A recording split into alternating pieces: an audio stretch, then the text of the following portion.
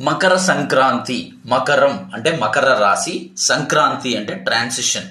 So సూర్యుడు వచ్చేసేసి Sagittarius ధనుర్రాశిలో నుంచి మకర రాశి క్యాప్రికాన్ రాశిలోకి మారేటువంటి ఈ ట్రాన్సిషన్, సంక్రాంతి అంటే మార్పు, ఈ ట్రాన్సిషన్ ని మకర సంక్రాంతి అని సెలబ్రేట్ చేసుకుంటున్నాం అండి. అరే ప్రతిదానికి ప్రతి రాశి మారుతానే ఉంటుంది కదా, ఈ మకర సంక్రాంతికి మాత్రం ఏం స్పెషాలిటీ అంటే ఈ రాశి మార్పుతో పాటు సూర్యుడు వచ్చేసేసి ఉత్తరయానం అంటే సదర్న్ హెమిస్ఫియర్ నుంచి నార్దర్న్ హెమిస్ఫియర్ కి మారుతూ ఉంటాడు అనమాట.